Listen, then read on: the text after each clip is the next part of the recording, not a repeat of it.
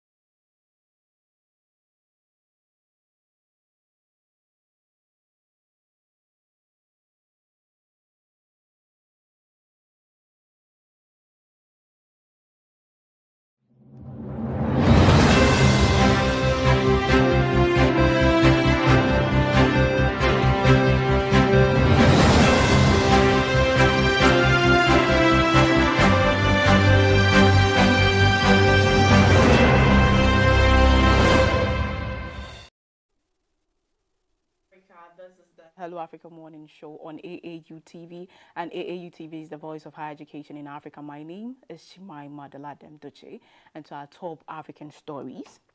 President John Dramani Mahama has posthumously promoted 3 Ghanaian Air Force officers who died in the August 6th helicopter crash, describing the gesture as a symbol of courage and selfless service.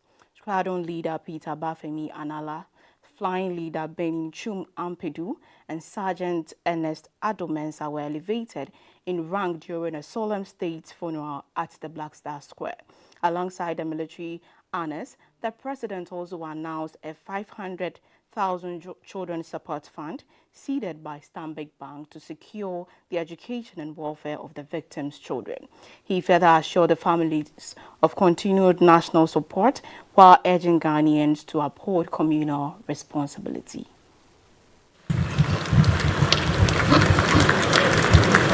Flying Officer Manan Chum Ampedu is promoted to the rank of Flight Lieutenant.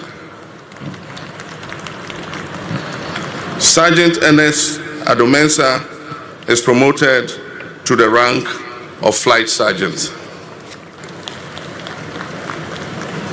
These are not just symbolic gestures. They represent the rightful place these officers have earned in our Republic's roll of honor, and the benefits due to their families will be reflected in these new ranks. Healthcare, including medical insurance and specialized care where required, and welfare support, clothing, shelter, and essential living expenses.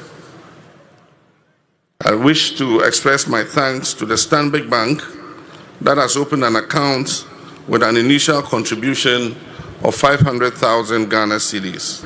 We'll make an immediate seed contribution to this fund and will operationalize and publish a detailed framework of the Children's Support Fund within the next 30 days. The government of Ghana has formally requested American experts to assist in the investigation of the recent military helicopter crash. The experts are expected to arrive in Accra soon, following a directive from President John Dramani Mahama to ensure transparency and international credibility. The investigation will also involve the Chinese manufacturers of the Z9 helicopter who are on standby.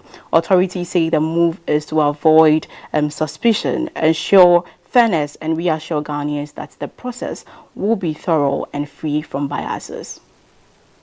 Ghana is turning to international expertise as investigations continue into the recent military helicopter crash. The Minister of Foreign Affairs has confirmed that on the directive of President John Dramani Mahama, the government has formally written to the United States for independent experts to assist with the probe. According to the minister, the American experts have already responded positively and are expected to arrive in the country soon. He explained that their involvement is critical to ensuring transparency and credibility in eliminating any suspicion of bias in the investigation process. The government has also engaged the Chinese manufacturers of the Z9 helicopter, who are currently on standby, in line with existing protocols that require the black box to be made available to the manufacturers. However, officials stress that nothing will move forward until the independent American team arrives to avoid any conflict of interest. The minister emphasized that Ghana has nothing to hide and that the investigation will soon be conducted thoroughly in line with international standards. He also assured that Ghanaians will be updated at every stage of the process, from arrival of experts to the conclusion of the findings. Finally, he noted that the most fitting way to honor the patriots who lost their lives in the crash is by upholding their values of truth, accountability, and transparency throughout the investigation. Also, the body of former Zambian President Edgar Lungu, who died 2 months ago in South Africa, is at the center of a heated dispute as a Pretoria court ruled in favor of the Zambian government to repatriate his remains for a state burial, sparking family resistance, political tension, and public debate over when, where, and how he should be buried. The controversy stems from a long-running feud between Lungu and his successor, President Hakainde Hichilema, whom his family insists should play no role in the burial. The dispute has overshadowed Zambia's present economic consent, dominating national conversation and fueling speculation about political motives behind the state's push for a public funeral. A Pretoria court has ruled that the remains of former Zambian President Edgar Lungu can be returned home for a state funeral. The judgment was celebrated by some ruling party supporters who used the phrase "is returning home" to mark the decision, drawing sharp criticism for what many viewed as an undignified response. But the ruling has intensified the standoff with Lungu's family, who have appealed against it. His sister, Bertha, and daughter, Tarsila, argued that the late president's wish was for President Hakainde Hichilema to stay away from his funeral. For them, the court's decision disregards both his dignity and the family's grief. At the heart of the dispute lies the bitter rivalry between Lungu and Hichilema. In 2017, Hichilema spent more than 100 days in detention on treason charges during Lungu's presidency, an episode that deepened mistrust between the two camps. The government insists that tradition demands that Lungu be buried at Embassy Park alongside other former heads of state. Officials have even suggested the burial could go ahead without family participation if they refuse to cooperate. Analysts warn that such statements risk worsening national division. As the family presses its appeal, Lungu's final resting place remains uncertain, a reflection of political tension that death has failed to silence. Meanwhile, Nigeria has approved a phased plan to refinance 4 trillion naira, about $2.61 billion in electricity sector debt owed between 2025 and 2023 to 27 power-generated companies to stabilize the power industry, improve supply, and attract new investment. The plan, announced Wednesday in Abuja by Finance Minister Olawale Edun, will be executed within 3 to 4 weeks under the oversight of the Debt Management Office through bond insurance and other instruments. The government says his will restore confidence in the sector and encourage further private participation. Officials also project that alongside subsidy reforms, the move could save over 1.1 trillion naira annually for public finances. President Bola Tinubu, after verifying the claims, has given final approval for the refinancing of 4 trillion naira, equivalent to $2.61 billion in power sector debt. Speaking after a cabinet meeting in Abuja, Finance Minister Olawale Edun confirmed that the process will begin within 3 to 4 weeks under the supervision of the Debt Management Office. He noted that the plan is fully approved and ready for implementation. The refinancing is expected to involve bond insurances and other financial instruments to spread repayment over time. It forms part of a broader energy sector reforms that includes a 35% cut in electricity subsidies and tariff adjustments for urban customers. According to officials, these measures could save the government more than 1.1 trillion naira, about $780 million every year.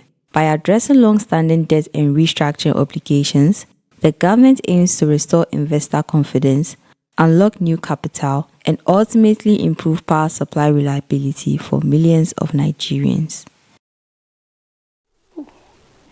In northeast Nigeria's Borno State, malnutrition is worsening as conflict, climate shocks, and aid cuts leave millions of children at risk. The World Food Programme recently shut down over half of its nutrition clinics after major donor funding was slashed, including a 75% cut from the U.S., putting thousands of lives in danger. In Maiduguri, northeast Nigeria, scenes of desperation are growing as mothers fight to save their malnourished children. A 30-year-old mother displaced by the Boko Haram insurgency has spent months seeking treatment for her 2-year-old daughter. She says the child falls sick, recovers briefly, then becomes ill again, a painful cycle made worse after aid clinics closed. Her story reflects a broader crisis.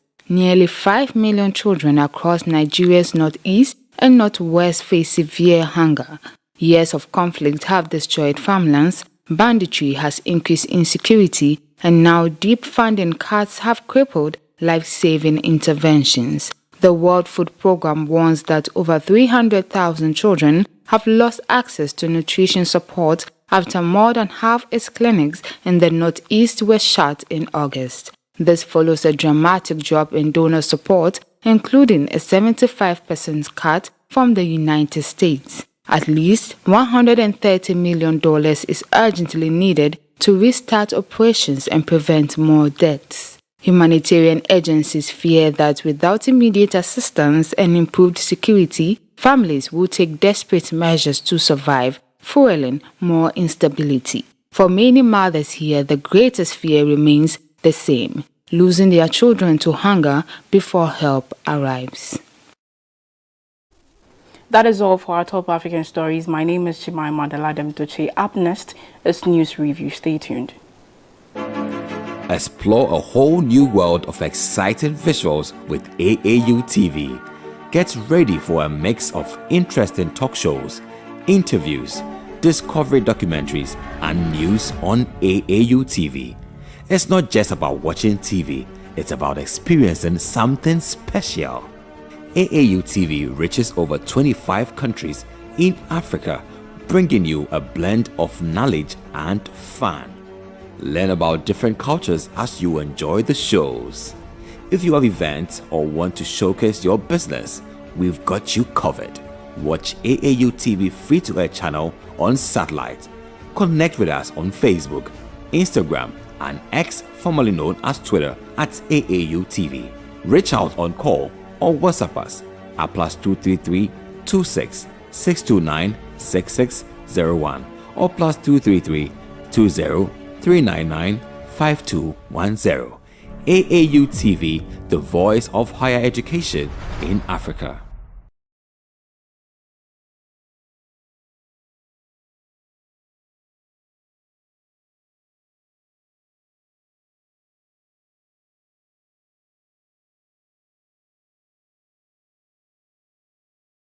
This program is proudly sponsored by Venom Mineral Water, Share the Love, and Bigo Drinks.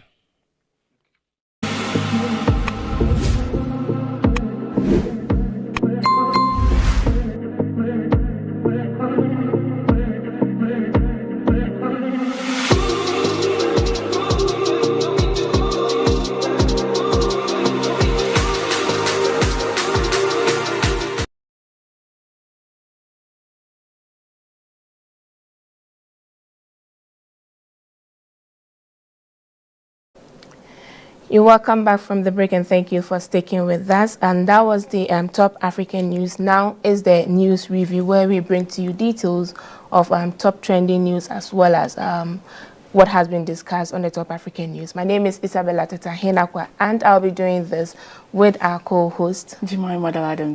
Maima, how are you doing? I'm doing well. How are you? Well, I'm not too well. You can see me in the tissue because we are mourning great people who sacrifice their life for the nation. For us. Exactly. Sure. So I'm not too good. I mean, it's quite sad to experience, to see this, and especially over the weekend. Exactly. Already we were mourning a legend, and then came this, and it's a lot to take in. Exactly. We keep asking ourselves, where are we going? What is happening in terms of security and all that? But I mean, we are here for you, and also to discuss some of these trending issues. First, on the story, I'm quite happy when I see a lot of initiatives that are bringing people, stakeholders together, especially Africans, because we keep saying we've lost our people. They keep going to the international world to, work and serve them and showcase their talent and all that. So when I see initiatives that are bringing these people together for us to tap in their insights, tap in their experience there, so that it brings improvement in Ghana, I'm quite happy. And today we have to discuss, or we have an expert with us who is going to talk about an online symposium which is organized by the Historical Black College and Universities, also known as HBCU, and that the event will be happening on September 17, 2025, and the aim is to create sustainable partnerships that drive academic excellence, cultural exchange, and capacity building across both continents, while fulfilling the African Union vision of the diaspora as Africa's sixth region. And the expert, or the official we have, goes by the name Dr. Chidema Esimai, who is a strategy fellow from UNCF Institute for Capacity Building. Hello, Doc. Thank you for joining us today. If you're online, can you please say hi to me? Hello, good afternoon, and thank you so much for having me. It's actually good morning here in Ghana, and also thank you once again for joining us on Hello Africa Morning Show. Before we discuss the symposium, briefly tell us a little bit about yourself, aside being a strategy fellow. Firstly, I want to extend my sincere appreciation and greetings to the Secretary General of AAU, as well as its member institutions. We understand that there are over 450 institutions in the AAU organization. I also want to thank AAU TV and your excellent staff for taking care of us so far and being willing to promote this partnership. We're so grateful to everyone involved. A little bit about myself. I am from the continent myself. I am proudly Nigerian, supporting lots of initiatives across the continent. And I'm privileged to be here today on behalf of the United Negro College Fund, the Institute for Capacity Building. In the United States, the UNCF has been known for increasing fellowship and scholarship for Black Americans and African Americans for several years. There is a phrase that was coined that says a mind is a terrible thing to waste, but an incredible thing to invest in. And so we want to reach across the continent, and we want to work with our African brothers and sisters to bring this event and to make sure that, as you rightly said, that we are continuing the partnership and bridging the gap across continents. So with this said, I would like to ask what actually inspired this symposium, and if I may ask, why is it happening now? Such a great question. You know, one of the things that is the strategic imperative is that by the year 2063, the United Nations has reported that we will have over half of the 2 billion young people in the world will come from the continent of Africa, right? Africa is projected to have over 850 million young people. And that is from the United Nations report called Unlocking Africa's Youth Potential to Empower the Next Generation. And so everyone is talking about Africa right now. In the United States, historically Black colleges and universities have had a rich legacy of training the next generation and empowering, the future leaders of the nation. And likewise, in Africa, we've had rich institutions who have been training leaders again for the next generation. We believe that we have a shared history, we have a shared mission, because in both the continent and in the United States, the social mobility and the economic empowerment of families, of society, depend on the advancement of young people. And so without training the next generation and adequately preparing them to face tomorrow's challenges, we're doing them a great disservice. And so the time is now. The time is now because we're going to have more young people in the continent of Africa than ever before. And we need a way to encourage and empower these young people. And of course, HBCUs also have a very rich history of African leaders as well. We have for Nigeria and also leaders who have trained at HBCUs. And so we want to acknowledge the historical moment. We want to acknowledge the fact that this is such a great time for us to partner. And also there are African-born leaders who are involved in this movement. And there also are brothers and sisters in the United States who want to come back to Africa, who want to experience all that the continent has to offer and to enrich the continent as well, not just take from it. And so this is a great moment for us to continue to partner. Now, and according to the African Union, diasporans are classified as the 6th region. So I would want to know, how does this initiative, which is the online symposium happening in September 17, how does this align to with the African Union's agenda as a whole? Yeah. The African Union's agenda is simple. We have to harness the diaspora in the conversation. No longer can we afford to leave those who are in the diaspora out of the conversation in terms of resources, in terms of insights, in terms of bridging the gap. The diaspora is going to be critical to advance the initiatives, not just of the African Union, but each nation's agenda as well. And so harnessing those in the diaspora to actually help, to actually be involved in the conversation. Bridge building and conversation is something that is very important. And so I'll use myself as an example. I am, I'm a daughter of the continent. I'm in the diaspora right now. I cannot forget where I came from. I cannot forget who I am, and I cannot forget my rich history. And so my involvement in this work is something deeply personal to me, and to carry it forward, that's needed to bring those in diaspora as part of the conversation as well. And so there's untapped potential for those who are in the diaspora, and we need those in the diaspora to step up and to join the conversation. In your submission, you've made us understand initiative is positively impacting Africa as a whole. But let's come down to the higher education. How do you envision these impacting, especially the partnership impacting higher education, both in Africa and also where HBCU is, that is the US? Yes. So the name of the symposium is titled From Dialogue to Action. From Dialogue to Action, Advancing Partnerships Between HBCUs and African Higher Education Institutions, in alignment with the the African Union's designation as the diaspora as the sixth region. And so we believe that, again, there's partnership there, but more so, we want to highlight the long history and tradition of African institutions who have emerged as global leaders in scholarship, in innovation, and in talent development. You know, Africa trained scholars continue to distinguish themselves on the world stage, and we need to harness that potential as well. And so some of the things that we are thinking about, the goal of the conference is to design a fundable blueprint for the next decade and start now to implement that. So we're thinking about sustainable long-term implementation, and we are thinking about actionable wins.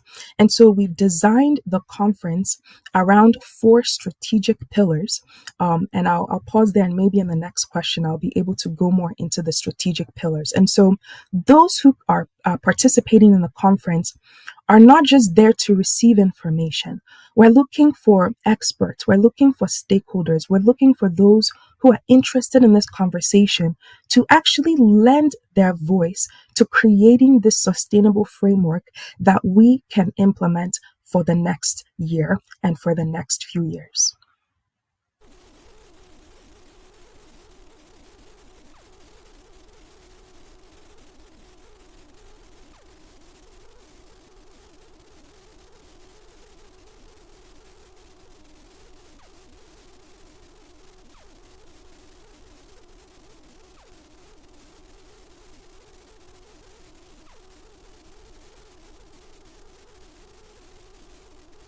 Works aside, the blueprint is going to come out of the event. Yes, can you repeat your question? Can you hear me? For a little bit. Hello, can you hear me? Repeat your question. Now I can. So my question is, you were trying to mention some of the strategies or strategic framework that is going to come out from the event that is about to happen. And then my question is, if you're saying the title of the event is From Action and From Dialogue to that of Action, what then are the actionable strategies that you envision coming out from the event? Yes, please. So I want to talk about the 4 strategic pillars and what we hope to accomplish from those 4 strategic pillars. The 4 strategic pillars are cross-Atlantic student enrollment and financing. We're also going to be talking about curriculum design. We're going to be talking about joint research and academic innovation. The 3rd pillar is institutional capacity building and business model development. And the 4th pillar is diaspora empowerment and global leadership. And so for each of these pillars, you can already see that they're action-oriented. In terms of cross-Atlantic student enrollment and financing, we actually want to fund African students who want to come to study at HBCUs throughout the United States. How do we make it easy for people to gain admission, to find financing, and to make sure that when they come, that they are welcomed and nurtured and they have the best experience possible? So we want to define those pathways. We want to define those pipelines for students who are saying they want to gain an international experience. Likewise, it's a cross-Atlantic exchange. So the value proposition has to make sense for both sides. We also want to make it possible for American students or students from the United States to go to African higher education institutions and gain that global education abroad experience. That is so critical and powerful. In terms of the curriculum design, academic innovation, and joint research, there's so much phenomenal research going on the African continent. We want faculty members from both sides to be able to partner joint research endeavors, grant projects, funding to fund African trained scholars, and also funding for US based scholars to go to Africa and partner with their counterparts in Africa as well. In terms of institutional capacity building and business model development, we understand that the world is changing and the economic models are changing. And so we want to put our minds together from both sides and say, what is it that you are doing well? What is it that we are doing well? Can we learn from one another? And can we create a new pathway for, business models and revenue for universities, right? As we've talked about, funding is very interesting right now in the world. So we need a new way to develop value and to monetize that value proposition for both African institutions and US-based institutions. And last but not least, global leadership and diaspora empowerment. The young people are the leaders of tomorrow. We've seen incredible innovation and ideas come from young people. How do we monetize those ideas? How do we make sure that those who have brilliant ideas are given room and space to develop them?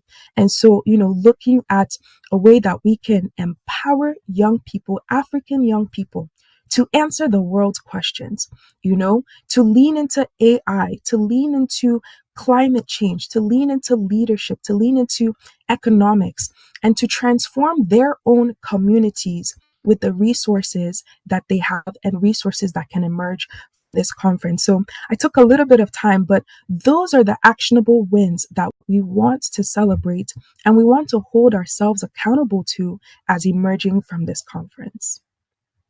These strategies indeed are very, very actionable and also very interesting.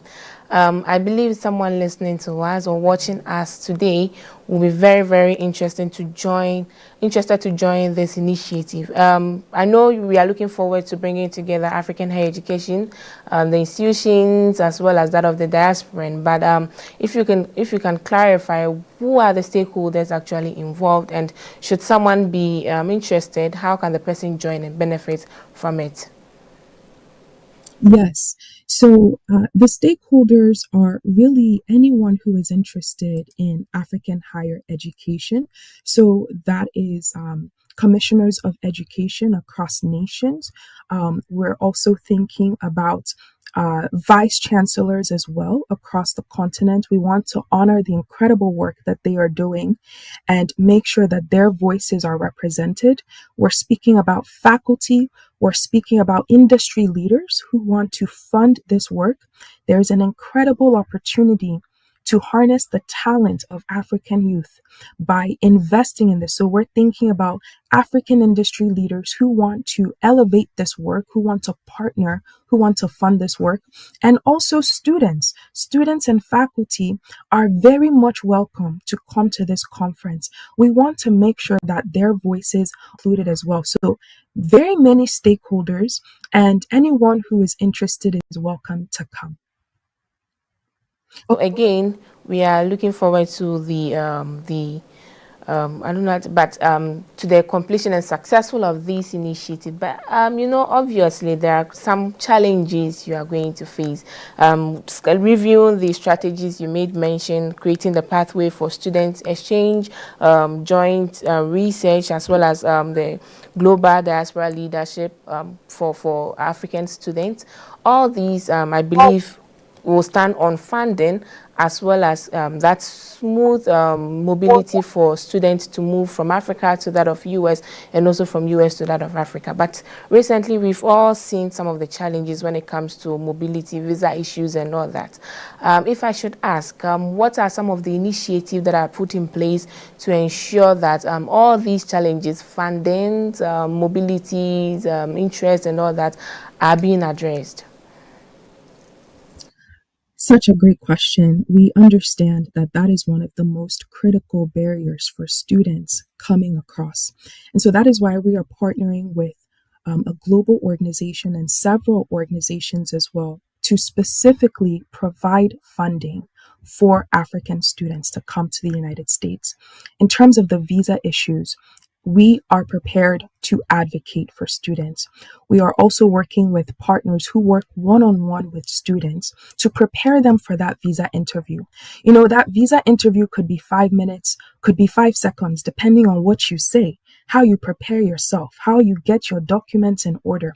And so being able to prepare students so that they feel confident and they know that they have the greatest chance of success when they go to that interview is very critical. And so for us, the biggest barrier is not a desire, is not, the initiative of the students is, one, can I get through that visa process? And number two, can I actually get the funding? And so we're trying to address those two biggest issues. And for me, another thing is when they do come to the United States or vice versa, when American students go to African institutions or to several countries in the continent, do they feel welcome? Are they gaining a tangible experience and a meaningful experience? And can they reflect about it so that they can empower the next person to come as well? And so I hope I answered that question. Those are the two things we're looking at critically. And we actually have a global organization called 8B that we are working on the financing issue. And we're also attracting more funders as well. Thank you so much, Dr. Chichi, if I should say it in short, Dr. Chichi, for the insight as well as the details given to us. But before you go, someone will ask or say that this is just a one-day event, a symposium, online to be specific, and would want to know, so after the event, what is next? What are the measures put in place to sustain and ensure that this initiative is successful, sustainable, and also the impact is monitored to ensure great outcomes? And then lastly, what will be your last message to our audience today? Yes. So in terms of after the conference, the United Negro College Fund Institute for Capacity Building, the organization that I work for, is committed to a year of discovery, meaning that we are committed to looking at these global partnerships and solutions for those global partnerships for an entire year. We have committed our resources to investigating this and again, building that framework and building the partnership pipelines. And so after the conference, we are already starting with those the 4 pillars that I talked about. We're already starting work in each of those areas. And so we are hoping that after the conference, those who are compelled to partner and to commit to this work will reach out to us. And also during the conference, we're not working alone. We want to be very clear. We're not working alone. We're working with AAU and we're working with HADIP as well. And we are working with other stakeholders, global stakeholders, to implement this work. So it depends on the interest. For those who are interested in continuing this work, we will work hand in hand with them. And so we have several actionable meetings after the conference to implement these strategies and collating together the stakeholders who are ready to move now. And so my final message to those who are compelled in this space, on this work, is please speak up, please express your interest, please invite everyone to come to this event. It's a 3-hour meeting on September 17th, 2025. We hope that you bring ideas, energy, and also the challenges. I loved that we're discussing about challenges. What are roadblocks ahead that we need to tackle now? I want to hear it. That way we can create that blueprint that is actually sustainable, is long-term, and is something that we can build upon together across both continents for the foreseeable future. Right. Once again, I'm very, very happy about this initiative, and you should be looking forward because I'll be joining. But I hope it is free of charge. You're not going to charge anybody for joining. And also, who are the speakers you are looking forward to be on the event? Before you go, my last question. Yes, please. It's very free, very free. I hope there's a way that we can share the link with you to advertise as well. You can find the conference on the UNCF ICB website. If you type in uncficb.org, you should see a joint press release announcing the conference, and the registration link is embedded there. I'll also make sure that all AAU TV staff and production team have the link as well. Now, for the speakers, we're very excited. We have several dignitaries in store. We will have the president of UNCF, the United Negro College Fund, coming. We're very excited about that. We also have some dignitaries across the African continent coming. Of course, the Secretary General of AAU will be featured. We are excited to work with AAU member institutions. We will also have HBCU presidents who are going to be in attendance. We will have among them Dr. Valerie Kinlock, who is the president of Johnson C. Smith University, doing incredible work with the African continent already. We want to highlight those who are doing incredible work in the continent and across diaspora as well. We also will have VCs, vice chancellors of African higher education institutions represented. And then we'll have breakout sessions for the audience and participants and moderators to be able to share their ideas. And finally, at the end, we will have global leaders who can really set the tone for how we can go from ideation to implementation. So how do we lay out the next steps after this conference? What's next? And so we already have secured some global leaders, Dr. Lydia Bossere of 8B, and a few others. Those are some of the financial pieces that we talked about. Those are the guest speakers and the keynote speakers in that panel. So I'm very excited. We're excited to welcome everyone. Again, it is free of charge. You just need a Zoom account to log in, and that's it. That's all you would need for this conference. We're very much looking forward to having everyone join us and begin this incredible work and continue this incredible work. We want to acknowledge those who have painstakingly broken ground in this area, and we honor them as well. Indeed, this is a fully packed initiative, a groundbreaking one, of course. Thank you so much, Dr. Chidinma Isiamah, for coming on the show and also providing these details to us. We are looking forward to the success of the initiative. I'll be on, so watch out for me. I'll watch out for you. Thank you so much for having me. And that was Dr. Chidinma Isiamah, the Strategy Fellow from UNCF Institute for Capacity Building, sharing details about the online symposium titled From Dialogue to Action, happening on 17th September 2025. If you are anyone interested in higher education, looking for collaboration and partnership for student exchange, that of joint research, and also to learn how to build on your talent to be a global leader, this is a great opportunity for you to join. Go on the website, click on the link, register, and be there. Of course, I will also be there. Maima, I believe you'll be there. I will. This is they've given us the free entry. Yeah. AAU TV staff. We have free access. Exactly. Yeah. Moving on to the next story, which is on the state barrier and others of the 8 heroes who lost their life during the helicopter crash. Now we had the President John Dramani Mahama honoring the 3 Air Force officers who were killed on the 6th August 2025 through the helicopter crash. He honored them with a posthumous promotion. The officers are Squadron Leader Anala, Flying Officer Ampedu, as well as the last one is Sergeant Ernest Ado Mensah. Now these lost heroes have been ordained or have been honored with a posthumous promotion. When we talk about posthumous promotion, that is, you've been promoted, that is after you lost your life.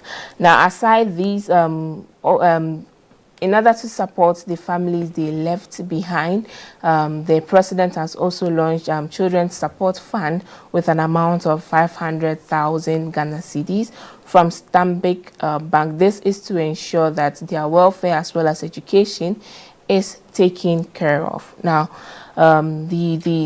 this incident, like I made mention earlier, we are all mourning the life of these 8 heroes. We are all asking ourselves how our military officers, their security, their safety, as well as our preparedness as a nation. And it's quite a huge blow to us to take. Although they've been buried, that was last week, we are still in grief. And our condolences once again to the family as well as the staff who were working with them. It's not easy to lose a supervisor, a father, a husband. It's very sad. So Maima, looking at starting from the barrier as well as the honors given to them and the posthumous promotion, this actually to me shows how the sacrifice, or reminds us of the sacrifice our officers and government put in order to serve the nation. Imagine being on duty, going to do what you are supposed to do to serve the nation, and then you lose your life. I mean, it's very sad and very, very. I don't know. I'm lost of words, but.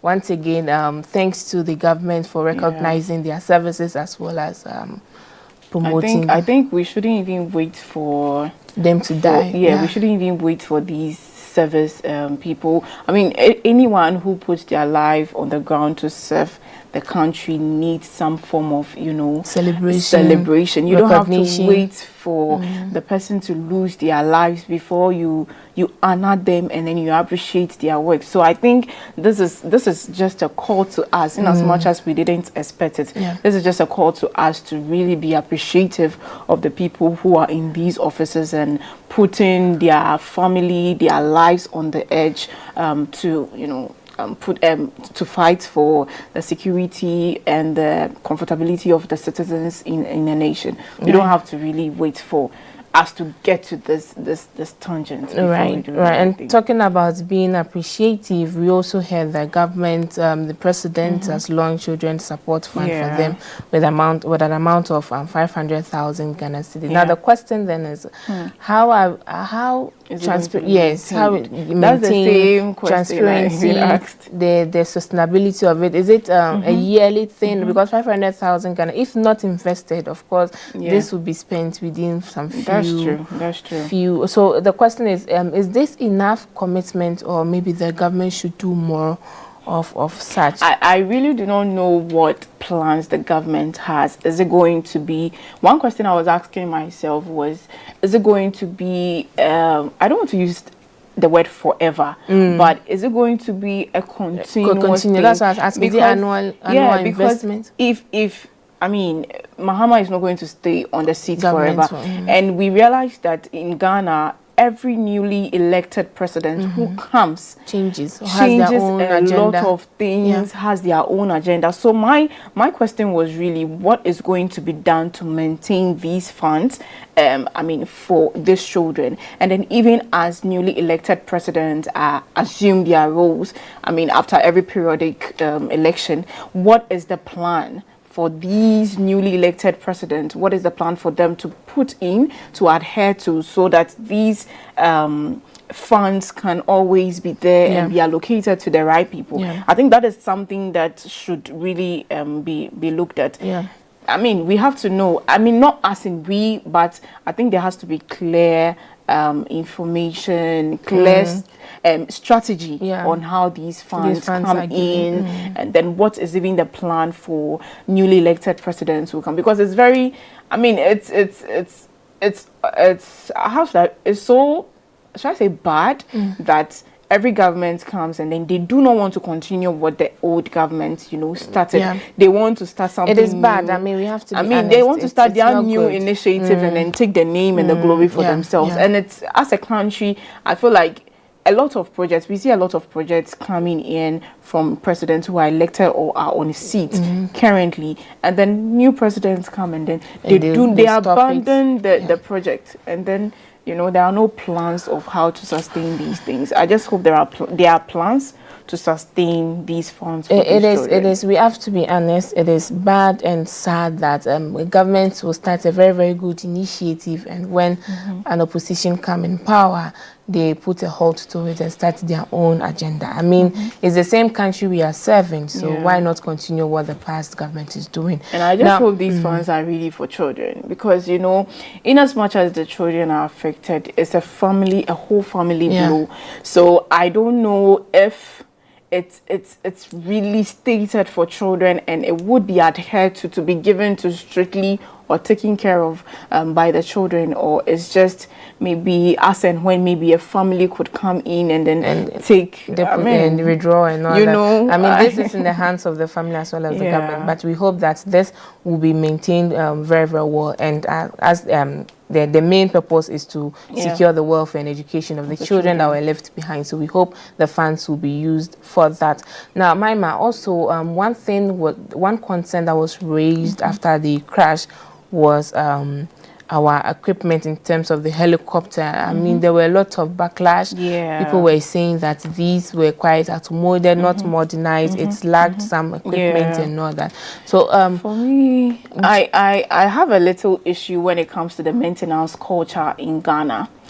I mean, we spend a lot of money purchasing these things and even building in our country. We spend a lot of money, a lot of dollars to put these initiatives together. But when it comes to our maintenance culture, we don't do it. Very bad. For example, recently there was the Legon building, the sports complex thing. I mean, I use that almost every day. And you realize that rubbish, the whole place is not even wearing off. You understand? This same helicopter issue has been there. I mean, the helicopter has been with us for some time now, I believe. And there should be, periodic checks of these equipment. These are machines. Anything could happen to it at any time. Even our cars, it can stop at any time. How much more on helicopter? So I think our maintenance culture should be improved, because Ghana, we spend a lot of money trying to build, trying to purchase and all these things, but they come in and within a stipulated time of use we abandon these things. We don't check. There is nothing, there's no strategy or no alignment on how these equipment should be used or how they should be checked. They're periodic checks. It doesn't happen. And I just hope, this whole incident, I think, is a big call for us to really look at certain things as a country, as a government, as an individual, because it's a big blow. Everybody is in shock, till now. And I think this is something we can learn from as a government, as an institution, as all these people who have roles in these sectors should pick up their roles and do more, so we could avoid such tragedy moving forward. Right. So I quite remember, talking about maintenance, I quite remember the past government actually made mention of maintaining these helicopters, the military air forces and all that. But you made mention, when a new government comes in, they put everything aside and then start their own initiative. So maybe, although it is quite a huge blow and we are all in shock, this actually serves as a reminder for us to keep a maintenance culture, especially with things that we know can lead to people losing their life within a twinkle of an eye or a second. Now, in light of these reflections, we also had some delegates from the Association of African Universities, led by Professor Frederick Atuama, who is the Director of Research and Programs at AAU, visiting the Ministry of Environment, Science, Technology and Innovation, that is MESTI, to sign the book of condolences for the Minister of Environment, that is Honorable Mutala, who was part of the people who lost their lives. Honorable Mutala has been supporting AAU, like being the Minister of Environment. He's been supporting AAU quite some time now with regards to some of our projects. We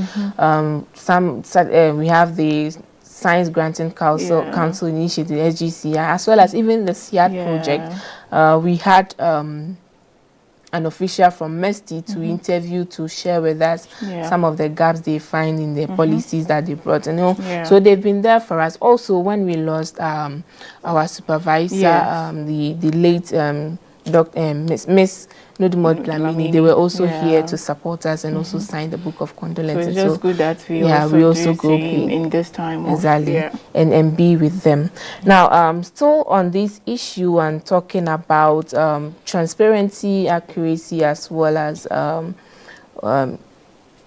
coming out with the investigations, we also heard the government, the president, inviting U.S. experts to help or support us with the investigation to know what actually is happened or led to the crash. And fortunately, we received positive feedback from them, and the U.S. experts, aviation experts, will be coming to Ghana soon to help with the investigation. Now, aside this, we will also have the manufacturers, the Chinese manufacturers of the helicopter, also standing by to as they are doing their investigation. Now, this from the government is to ensure there is transparency, there is accountability, as well as to ensure that there are no biases with the findings that will come out. We heard from the Minister of Travels and Affairs, the Honorable, I've forgotten the name. Well, we heard from the Minister of Foreign Affairs telling us that we are going to, Honorable Ablakwa, they are going to share with the public any information that is going to come out from the investigation. Maima, so the question that came to mind seeing this is, are we saying that Ghanaians, or we lack the capacity, or we do not have these experts to help us with the investigation of the situation? I think, as the story is saying, as government is stating that they would want a fair and unbiased investigation to hold. So in as much as maybe at this point, I can't really tell if we really do have the expertise or these people to help with the investigation. But if we want to maintain a fair and a balanced investigation, I think bringing a neutral person is advisable, because who knows if a Ghanaian should, pick up these and then do. There might be some form of massages in the information. Are you sure? I mean, I from my point of view, that is what I think, because the U.S. have no affiliation to all these things, and even the manufacturers. Why didn't we really say that? Okay, so the manufacturer should come and start, and then. Oh no, I mean they are doing their investigation, of course. So I feel having a neutral person who is not a manufacturer, who is not the country citizen. Are you sure? That's from my perspective. Because we want to maintain a fair and unbiased investigation and information that will be rolled out to the public. So in that state, we should maybe have a neutral person who will tell us point blank what the issue was, but not try to massage and take out some key information that the public or we should know about the helicopter crash. That is where. I understand. Do you support, or you are on the other side? I understand what you're trying to say, but then again, I think. To me, I think if we should have the capacity, or we should have experts in Ghana who can fairly do the investigation. I mean, there's no need for us to go for an international body to come help. To me, I think maybe we lack the capacity. And this should also serve as a reminder for us to build our capacity, especially in the aviation. Build experts, let them have the capacity to do the investigation. Because, I mean, we are all hit by this, and we all want answers to this. What happened? So you believe that Ghanaians, of course, we have the capacity, you feel Ghanaians will be able to. I mean, who is going to cover up this and say, okay, this is what happened, when actually this is what happened? I mean, no. But you can never tell. For me, anyway, we just need to build our capacity and have that that expert to do things rather than relying or being dependent on the international bodies. And again, although we are looking for findings, we are looking for results, we are investigating to get to know the root and the cause of the crash. We are also hoping that the findings was going to serve as policy reforms and help us update some of the things, like you made mention, maintenance culture. We have quite a number of nice policies and all that, but when it comes to implementation and maintenance, zero. So we are hoping that whatever findings come out from the investigation is going to help us advance our policy, so that it's going to avoid future crises and future accidents. Now, before we move to the next question, I have questions for our audience. I know we need to hear from you as well. So my first question is, do you think the posthumous promotion and the support fund is quite enough, or should the government add in more commitment? And then the second question, I need your answers to it. The second question is, what steps should government as well as the military to take to enhance safety as well as prevent future aviation accidents? So these are my questions to you. I'll be glad to have your answer. Join us with the discussion. We want to know what you think about the situation. Or now the next question, the next story. Okay. Will you take that? Okay, if I should take that. So the next story is in line with the Chief Justice suspension. Ma'am, I think maybe you can. Okay, that's fine. So our next story is on the Chief Justice suspension, just like my colleague said. And then the Bar Council of England and Wales and the Commonwealth Lawyers Association have expressed serious concerns over the suspension of Ghana's Chief Justice, Justice Gertrude Torkornoo.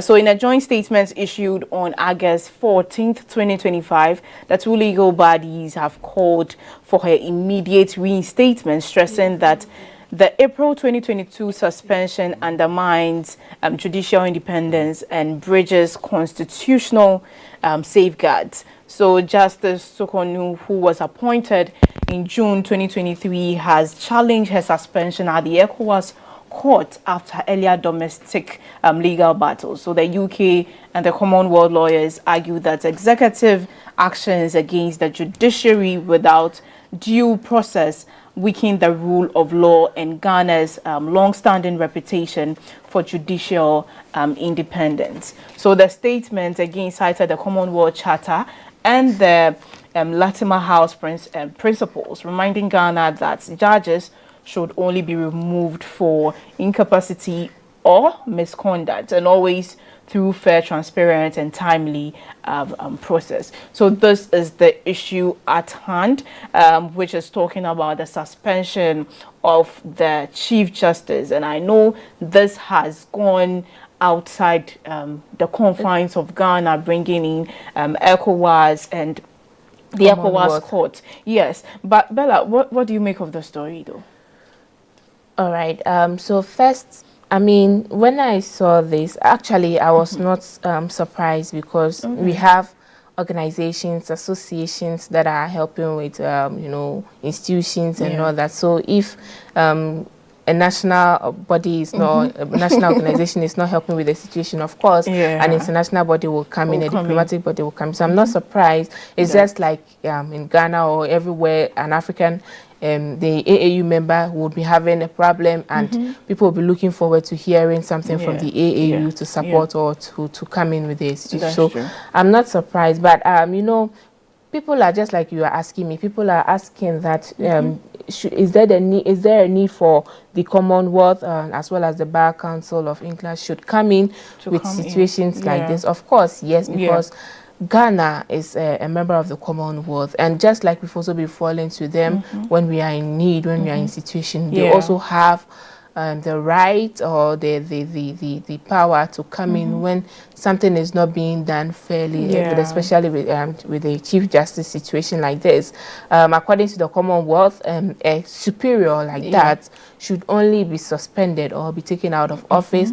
That is if and with evidence that he or she does not have the capacity to run the position given, or there is some misconduct. But this is something that is not known. Well, we know that it is still in procedure. There have been ups and downs, court issues and all that, but the main reason why, or the main reason leading to her suspension is not made publicly for us to say that this is what. I'm sure that is why she, being a lawyer and knowing what is right and what is wrong, exactly, because if she knows what she's doing, she wouldn't have taken it to ECOWAS, suing the government and suing the justice that, hey, you are taking my right from me. That's true. So, and you see, the fact that we do not even, I mean, the reason for her suspension is not really known. You really cannot also be so sure and be able to tell your, I mean, add some fat to what is happening. Because, I mean, nothing is in the public domain. So these are like opinions and people's minds around, you know, some people say it is political based. Some people are having their own that the judiciary shouldn't be partisan. It shouldn't be related to politics at all. It should be very, very treated neutral. With fair. So those saying it's politics. then if that is the case, then of course even if a Chief Justice is going through this, then how about you and I, a mere citizen? Then should we have an issue? How safe or how fairly are we going to be treated in the case? So we shouldn't align this with politics at all. I'm sure that is why the Commonwealth has come in to say that you should reinstate it unless you have your reasons, which you should make it publicly known to us that this and this and this and these are the reasons why we are suspending it. But it's quite long. I mean, it's been a long time. She was given the position in 2023 until then this current government came in and suspended her based on misconduct. Misconduct of what? What has she actually done? It's not clearly stated. So, I mean, to me, I think maybe if the reasons are there and they are certain that these are the reasons why, then they should come out and make it known to us. But if there are no reasons, there are no evidence to back the suspension, then I'll plead with the government to listen to what, because we are members of the Commonwealth and we abide by this principle that is being ruled by the Commonwealth, which is transparency, accountability and fairness. So we need to listen to them and reinstate it as we continue with the investigation, and when we get the reason or the evidence, we can suspend it, because then we are certain of what we are doing. She did. That's true. Right? Yeah, that's true. What do people think? Do you think the suspension of the Chief Justice actually threatens Ghana's democracy? When it comes to democracy, there's a statement here. It says that Ghana has been long viewed as a model of democracy and rule of law in Africa. So that is, depending on how the case is resolved, it will impact Ghana's reputation and could influence investor confidence and diplomatic relations. I mean, if these are some of the consequences that would come up if things are not done properly, then I think we should have a second thought of, I mean, if the person has, if there is some form of misconduct, there is some form of something unrightly done, then I think that it should be, publicly known the reason why you are suspending the Chief Justice. Because I mean, Ghana, we can't. Our reputation is at stake at this point. Very true. Yeah, very true. And if we don't listen, it may get to. I mean, this is going to be noted down, and it will get to a point where we'll be in need of the Commonwealth, and they would say we didn't listen to them when they came to, or I mean, shared with us their opinion. So why should they come to our aid? That's true. All right. Moving to the next story. Still in Ghana. Okay. Here, so I think there are some comments. Oh, okay. Yeah. So let me just take one. Okay. So it says that it is important to note that prior to her current suspension, former President Akufo-Addo dismissed a petition for her removal on the basis of allegations of misconduct and incompetence due to a lack of sufficient evidence. All right. So that means that the request to suspend has been there for quite a long time. It was dismissed by the past. Okay. And then it says that the current petition, which is based on similar allegation of misconduct and misbehavior, prompted the president to establish a committee to investigate the claims as outlined in the Ghanaian constitution. A 5-member committee was formed to investigate the allegations as mandated by Article 146 of the Constitution, after Ghana's Council of State found prima facie evidence against her. As the committee meets in private, it is unclear how many times Justice Tokonu has appeared before it. This issue is quite... It's not clear. Actually, it's not clear. Yes, there are of no course. evidence. I mean, issues like this, you set up members to investigate. I mean, that is the right, the legal procedure and all that. We know you are following the procedure, but before you suspend her, you should have your reason why, which is misconduct. Okay, what misconduct? So, what did she do? Make it known to us, and then, I mean, we all go. It's not really clear. It's still not clear because if it is known, why would the Commonwealth and then the exactly the debunking what's happening? So it's not common. I mean, it's not known to us, and that is all that we are requesting. If not, please reinstate our Chief of Justice. Moving to the next story, which is still in Ghana. Now we saw or heard that the Bolgatanga Technical Institute, located in Upper East, has been shut down indefinitely after violent protest that happened on Friday, August 15. Now, out of this protest, we saw 6 students injured, as well as the destroying of school properties like the library, as well as other properties. Now, also, there's been some suspension of students who were involved in the protest based on misconduct.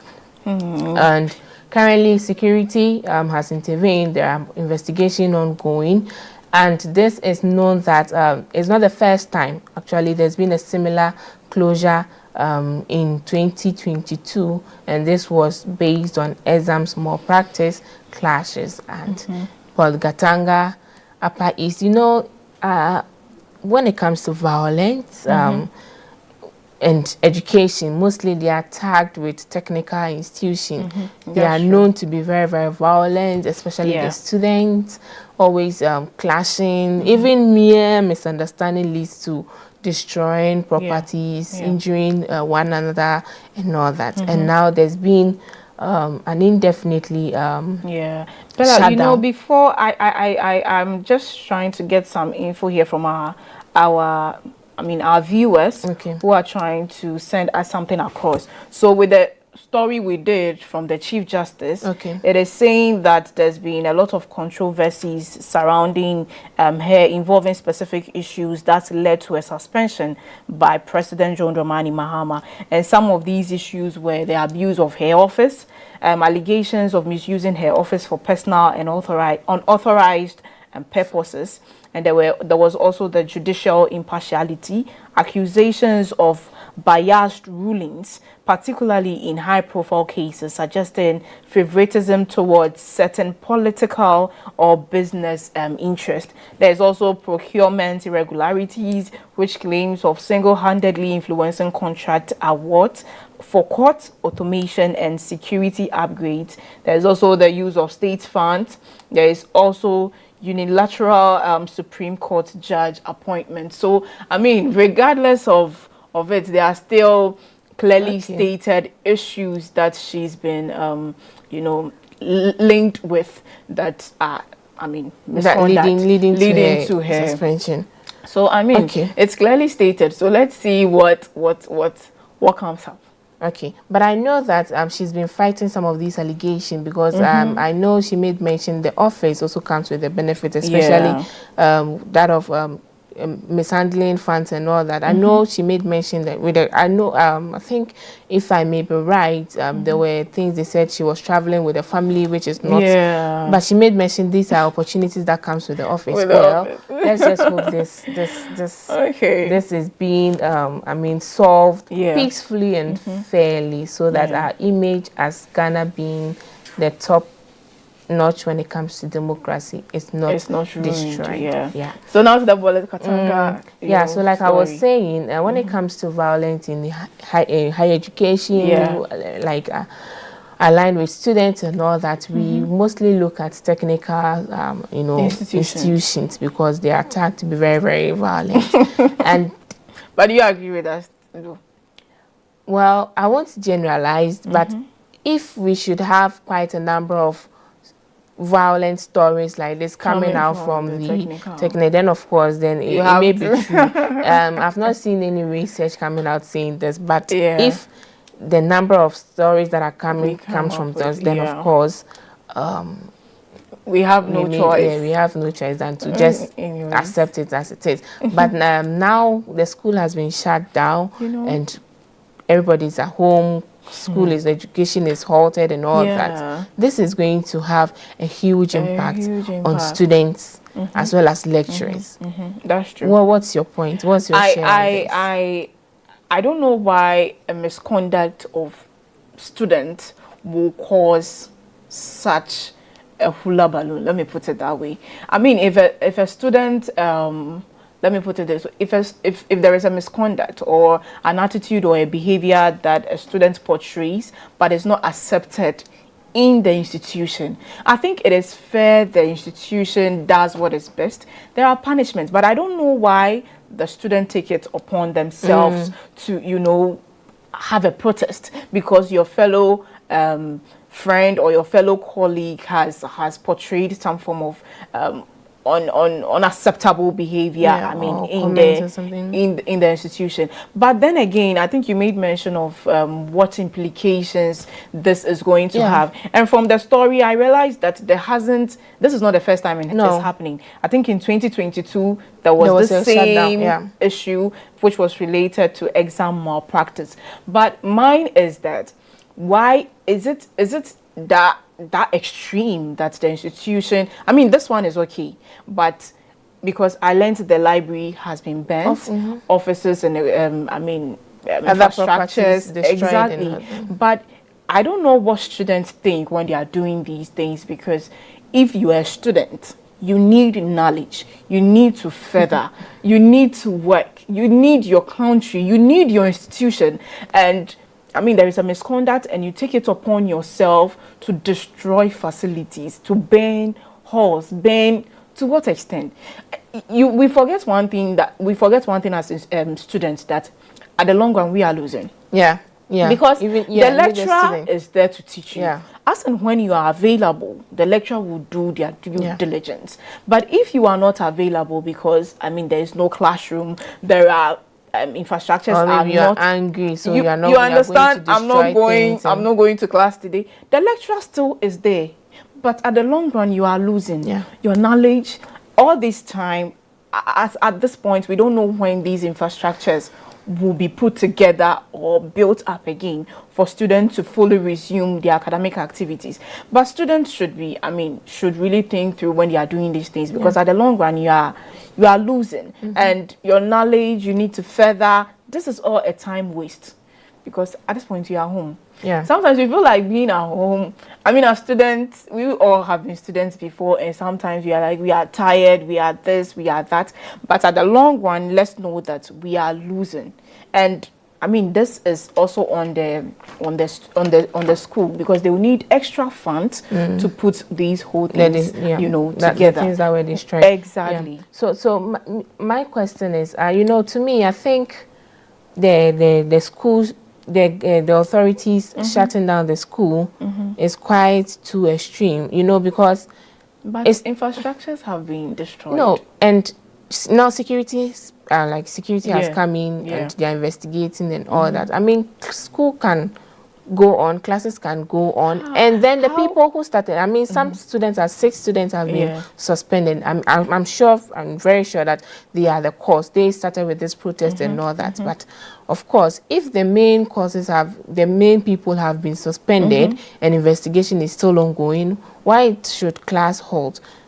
Are the other students also going to keep protesting? Well, then it means that there is security issue on campus. Well, I also feel that, mostly when there are incidents and then there is a particular location involved and there is supposed to be an investigation, that location is kept from people like a crime scene or these things. You realize that those locations are kept out of the public use. So I think that is what they are doing too. And then you can never tell, as part of all these, I mean, aside these 6 people, let's take it like they were the people who who pioneered this, they might have have alliance, supporters. you understand? So it looks like students are not, you can't even guarantee your safety as a student if class should go on after this. If that is the case, and that is why during COVID-19 we realized we have a huge gap in terms of other strategies to keep things ongoing, so they can, I mean, use the digital online platform to continue classes rather than shut it down. And also an advice to our parents, you know, mostly when situations like this happen, we only look at the schools, the authorities, and say that there's a gap with security, there's a gap with counseling, misconduct and all that. But how about the students? Because they came from home before they met charity on begins charity begins at home. So it is what they see at home is what they portray when they come outside. True. So our parents should also sit up and then support our schools, authorities, ensuring that there is peace. And then students actually gain what they came to school to get. Moving to the next story, we are moving from Ghana to Zambia, and here we are seeing some division with regards to the former president Barrier. So there's a clash between his family as well as the government. Last 2 months, the former Zambian president Edgar Lungu died in Pretoria. I think he was receiving some treatment due to illness, and the Pretoria court actually ruled for his body to be repatriated for state burial. However, we saw that the family was resisting and appealing the decision, asking for the exclusion of the current president with regards to the burial of the former president. And this actually stands out from a long-standing rivalry between the current kind of like an opposition, you know, and then you come in power. But I mean, so again, now we are looking at culture, we are looking at family tradition and that of politics and government. Exactly. This is, we were just talking about celebrating. We were talking about recognizing people who have served the country when they are alive and even when they are dead. And this is a former president. Sometimes, okay, let's come to politics first. You know, I sometimes I'm amazed and out of words. Yeah, when I see people fighting because of two parties or two people, oppositions, and then people in power, because these people you are fighting for, I don't know their story for. They are the same people who sit at one table. Trust me, I've been in the I've worked in parliament and I know what I'm saying. They are the same people who sit on one table and then as if nothing ever happened. But on camera you see them fighting each other and all that. But behind those closed doors, they are very good. So if this is coming out of a rivalry, oppositions and all that, I mean that the family should, for now, put that aside and allow the government to give the fitting burial of someone who has served the country. Fine. Well, they are saying they don't want the president. And I think there was they said he stated that if he dies, he doesn't want the president to. Oh, so it's something he has said, put down. But you know, my point where I really want to take this from is that so far as you assume a public position, in other words, a high position to be clear. Exactly. You are a former president. You are not just, I mean, a government worker. Let me put it that way. In as much as you are under the government or you are the government, you belong to the state in a way. Yeah. Just look at even what happened with the 8 people who lost their lives. They are government workers. Yeah. They are for the state. They are serving the country. Yeah. So in other words, if it's the country in a way has a say, if I should put it that way, for, I mean, how these people are laid or how we bid them farewell if they lose their lives. So, I mean, I think the right thing that I think could be done is for the families and the government to sit together and then make some progress, because this back and forth, oh no, the family needs the body, no, it is for the states would have to do this. I think the states has their, I mean, it's understandable for the states, and it's equally understandable for the family, but I think these two people sitting together to do this would kind of make more sense, because I think with what happened in Ghana, I think after the state burial, I mean, the families have been given the opportunity, if they want to run or bring up their own, I mean, set up their own funeral celebration to celebrate these people. Yes, the government has given them this the go ahead to do it. If they want to have a family funeral, that's fine. So I think, I mean, I can't tell for the culture, but so far as the person has a position in the state, then the state in a way has a say. And this is something he signed up for. Exactly. So regardless of the family or the culture or whatever he's coming from, it is something he put all this thing aside and then decided to serve the country. And according to their constitution, as a former president or somebody who have served the country, if you should die, there should be a state burial to celebrate your service or to recognize the sacrifice and all that. So to the family, I think maybe now this is the opportunity for them to show that there is unity in Africa as a whole. This is a great opportunity for them to come together with the government, put aside politics, oppositions and all that. And but you know, there was a wish that he doesn't want the president to but that doesn't mean he doesn't want the state barrier. But you know, I asked myself, I mean, they can delegate someone to stand in for the president to. But you know, this is a point where when they come, I'm like, who do you ask? Because at this point, it could be true, it could be a lie, you understand? But, you know, they always say that the death cannot defend themselves. So at this point, who do you ask? Who do you confirm that, I mean, it is true that he stated that he doesn't whether he stated it or not, this is the time for the family and then the government to come like I was saying, put aside oppositions, put aside, I mean, we don't support this, we support this. And then let's unity, I mean, take the lead on this. Give him the right barrier that he deserves. I think that is all for our story today. And we'll go for a quick break. When we come back, we shall dive into lifestyle segment. Please stay tuned. Explore a whole new world of exciting visuals with AAU TV. Get ready for a mix of interesting talk shows, interviews, discovery documentaries, and news on AAU TV. It's not just about watching TV, it's about experiencing something special. AAU TV reaches over 25 countries in Africa, bringing you a blend of knowledge and fun. Learn about different cultures as you enjoy the shows. If you have events or want to showcase your business, we've got you covered. Watch AAU TV free-to-air channel on satellite. Connect with us on Facebook, Instagram, and X, formerly known as Twitter, at AAU TV. Reach out on call or WhatsApp us at +233 26 629 6601 or +233 20 399 5210. AAU TV, the voice of higher education in Africa. This program is proudly sponsored by Venom Mineral Water, Share the Love, and Bigo Drinks.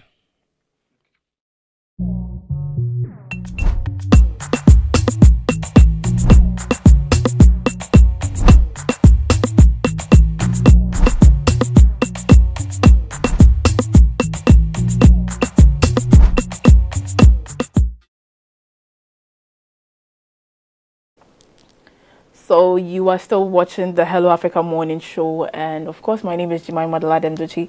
This is the lifestyle segment where we bring you trends, what is happening in our trendy spaces, what is going on, actress, artists, I mean what is happening on the internet. But so today we have quite an interesting story. We have one on Empress Gifty, but we'll bring you that later. But then I know it's been a long time we saw Nana Mama Brown on television, even her show Onya the Onya show. She hasn't been the one hosting for some time now. So there's a story here on Ghanaian actress and television personality Nana Ama McBrown, who has made her first public appearance after weeks of recovery from her surgery on her right hand. So on Friday, August 15th, which also marked her 48th birthday, McBrown attended the wedding ceremony of her younger brother and godson, her first major outing since the procedure. She kept her surgery treated hand covered while mingling with guests and later hosted a modest birthday party at her residence. The Unia Showtime host had earlier revealed that this was her fifth surgery following recurring pain and complications from a 2013 car accident. She also relied on painkillers and others in order to subdue this pain. I mean, as I was saying, over a time period, we haven't seen Nana McBrown on telly hosting her shows and all that. And I think on Friday I saw a video of her godson getting married and she arriving, and you know the real Nana McBrown with all her smiles and everything like that. But before we delve into some comments and the discussion, we'll take a video of really what happened.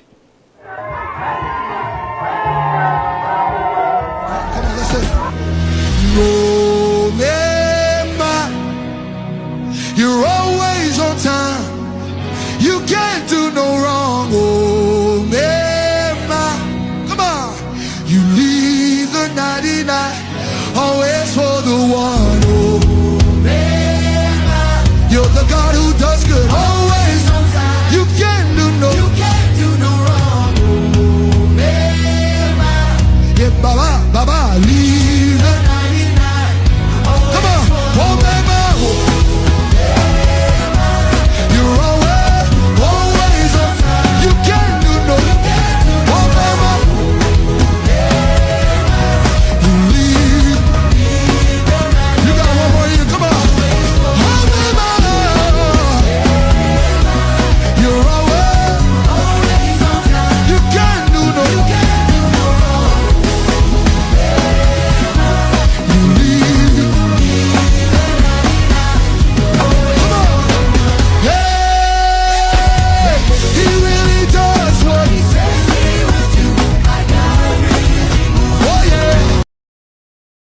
Okay, that was interesting. I mean, the song actually got me, you know, smiling and then all that, because this is actually a popular song. I mean, before the break, Bella, I don't know if you've been following Nana for some time. Yeah. Actually, people have tried comparing me to her because of her energy. She's bubbling. Okay, and all yeah. that. So I mean, I follow her a lot. She's always everywhere. If you should give her something to do, she will make sure she deliver like extra. So yes, I know Nana McBrown, and I've been following her and all that. I was also asking myself when I didn't see her on her regular show. On your Showtime, yes. And I mean, the person they got to replace her also is very bubbly and all that and doing very well. But I mean, if you're connected with somebody and you're not seeing the person, you'll be asking yourself and all that. To me, I thought maybe she had quit journalism or she had quit hosting events and all that, and maybe wants to focus on her businesses and all that. But when I got to know actually she was on a mission, a surgery mission and all that, I was like, okay. Her hand again. This hand, she's gone through quite a number of surgeries and gone through a lot. And for a person to, I mean, visit one particular issues, always being under knife surgery and all that. This says that this is the fifth time. surgery. I mean, just from one accident. I mean, she's really, Nana McBrown has really gone through a lot, and I'm happy to see her. Though I'm not seeing the energy from the video. You know, Nana should have been the topic of the wedding and all that. But it was her birthday that day too. But the Nana McBrown I know wouldn't even become like this. No. And I mean, there wasn't any photo shoots. I didn't see any photo shoots. But then periodically she's been giving us pictures and then all that. I think I saw she went on TikTok live and spoke about her hand. That's the reason people haven't seen it. I actually didn't know. I actually thought maybe she wasn't well, like a normal, not well kind of person. And until I saw the TikTok live video where she was talking about the fact that she's been in a lot of pain, and that is the reason she had to go for another surgery, and the reason we are not seeing her on the screens, and then all that. And I think on one of the episodes of Onia Showtime, she actually called in like a video call. Okay. Yeah, and then she was just, hey, I'm here with the audience. And then I also saw that one. So, I mean, regardless of, whatever she's going through, she's still to show up. For her to even show up with, to this, her son's godson's marriage. That actually shows the kind of person, the humility, but her energy is kind of low for me. But we still had her appearance on board, so that alone shows who she really is. She's always down to earth and always willing to be there for one another. So I think I just hope she comes back soon, because her energy has actually been she's not giving up. She's someone she never gives up. If you listen to her lifestyle, her background and her life story, you would know who she actually is. So I don't think she will give up. She would. I mean, this is just like an obstacle just to give her a tickle, but of course she's going to bounce back. She will, even stronger than before. That's fine. So we'll move on to the next story, talking about Empress Gifty winning Artist of the Year at the GMA US. So the popular Ghanaian music gospel musician Empress Gifty has been crowned Artist of the Year at the 2025 Ghana Music Awards US. So the event was held on Saturday, which was 16th August 2025 at the studio in Atlantic City, New Jersey, celebrating the achievement of Ghanaian musicians both in the United States and then back at home. So there were equally several performances from artists including Jehovah, C-Ben, and J Roxy, and they also picked up some awards. So there was also a special tribute which was paid to the late High Life legend Dada KD and Daddy Lumba, while veteran J Double was honored with a lifetime achievement award. So equally performances came from Empress Gifty herself. The most anticipated category, of course, in this kind of event is the Artist of the Year, which featured tough competition from top names such as Stonebwoy, Shatta Wale, King Promise, Kiddy, and of course Diana Hamilton. But it was Empress who emerged victorious. I mean, in a competition where you have a lot of people, all of them can't win at the same time. We will surely have just one person who is winning. What do you think? Congratulations to Empress Gifty. I think we know her as Noko Nice, Noko Tantalizing, Noko whatever. So, I mean, Noko, congratulations to you. But, well... you have your own reservations. Okay. I wouldn't talk much, but, I mean, we all know, should someone come out victorious out of this award, this kind of awards, do you have criteria? Why are you laughing? I feel like I know. Why are you laughing? We have criteria that are ticked, boxes that are ticked to, and just to show that actually you are the artist of the year. With this, I don't know whether it was by votes.